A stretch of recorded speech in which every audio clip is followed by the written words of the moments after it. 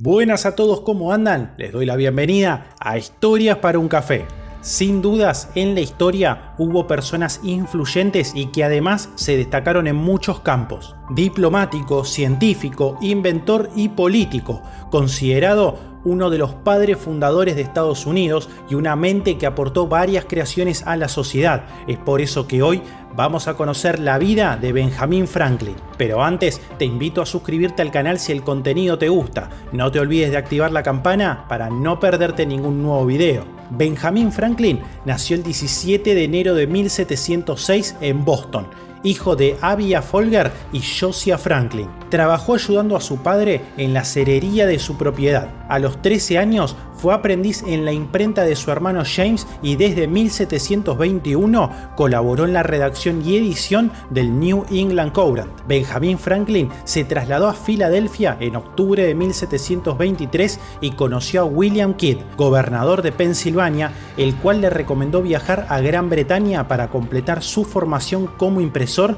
y comprar el equipo necesario para fundar su propia imprenta en Filadelfia. Llegó a Londres en diciembre de 1724 y encontró empleo en dos de las más destacadas imprentas de Londres, Palmers y Watts. En octubre de 1726, Benjamin Franklin volvió a Filadelfia y al año siguiente organizó un grupo de debate que más tarde se convertiría en la Sociedad Filosófica de Estados Unidos. Compró la Pennsylvania Gazette en septiembre de 1729. En 1731 fundó la que probablemente era la primera biblioteca pública de Norteamérica, inaugurada en 1742 con el nombre de Biblioteca de Filadelfia. También publicó el Almanaque del Buen Ricardo en 1732 bajo el seudónimo de Richard Saunders. Durante 1736 formó parte de la Asamblea General de Pensilvania y al año siguiente es nombrado administrador de correos de Filadelfia.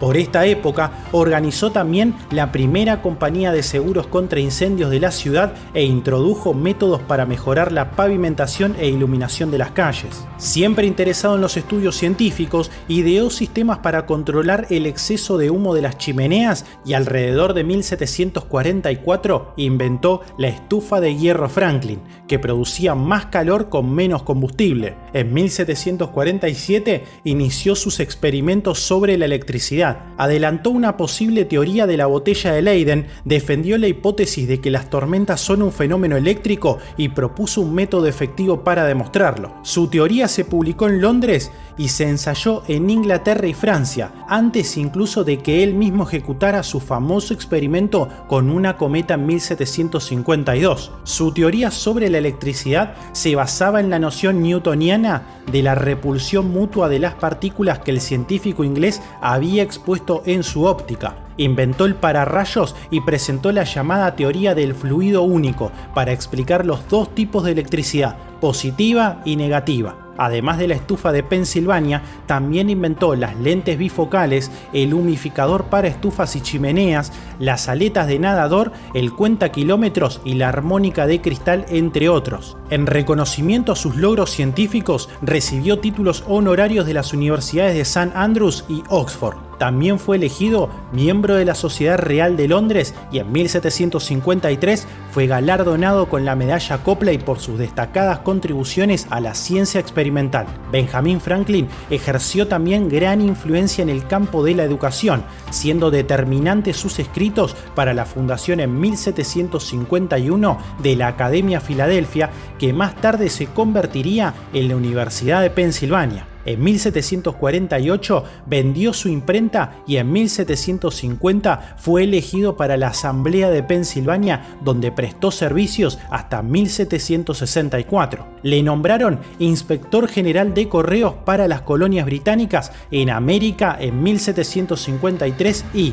en 1754 fue delegado de Pensilvania en el Congreso de Albany, que se celebró para debatir la actitud que se debía mantener ante la la Guerra Francesa e India. Su plan Albany, que se anticipaba en muchos aspectos a la Constitución de Estados Unidos de 1787, defendía la independencia local dentro del marco de la Unión colonial. Cuando estalló la Guerra Francesa e India, Franklin proporcionó suministros al capitán general inglés Edward Braddock, garantizando su propio crédito a los granjeros de Pensilvania, quienes desde ese momento proporcionaron los equipos necesarios. Los propietarios de Pennsylvania Colony, descendientes del líder cuáquero William Penn, siguiendo sus principios religiosos de oposición a la guerra, se negaron a permitir que se tasaran sus terrenos para sufragar el conflicto. En 1757, Benjamin Franklin fue enviado a Inglaterra por la Asamblea de Pensilvania para solicitar al rey el derecho de recaudar impuestos por la propiedad de la tierra. Al acabar su misión, se quedó 5 años más en el país como primer representante de las colonias estadounidenses. Durante este periodo, entabló amistad con el químico Joseph Priestley, el filósofo e historiador David Hume y el economista Adam Smith. Regresó a Filadelfia en 1762, donde permaneció hasta 1764, cuando una vez más fue enviado a Inglaterra como representante de Pensilvania. En 1766 hubo de declarar ante la Cámara de los Comunes sobre los efectos del Stamp Act, la ley del timbre, sobre los efectos de la ley del timbre en las colonias. Su testimonio tuvo una influencia enorme en la revocación de esta ley. Sin embargo, pronto se introdujeron en el Parlamento nuevos planes para gravar con impuestos a las colonias, por lo que Franklin empezó a sentirse dividido entre la devoción a su tierra natal y la lealtad a Jorge III. Finalmente, en 1775 tuvo que admitir la inevitabilidad de la guerra. Cuando regresó a Filadelfia el 5 de mayo de 1775, las batallas de Lexington y Concord habían desencadenado la contienda. Benjamin Franklin fue elegido miembro del Segundo Congreso Continental, prestando servicios en 10 de sus comités. En 1775 viajó a Canadá para conseguir su apoyo y cooperación en la guerra en favor de las colonias. A su regreso, fue uno de los 5 miembros del comité designado para redactar la Declaración de Independencia y de la Constitución de los Estados Unidos. En septiembre del mismo año, fue elegido como delegado para conseguir la ayuda económica de Francia. Superando la virulenta oposición del ministro de Finanzas francés Jacques Necker, logró obtener sustanciosas concesiones y préstamos de Luis XVI. Gracias al prestigio que tenía en este país como científico y a la integridad e ingenio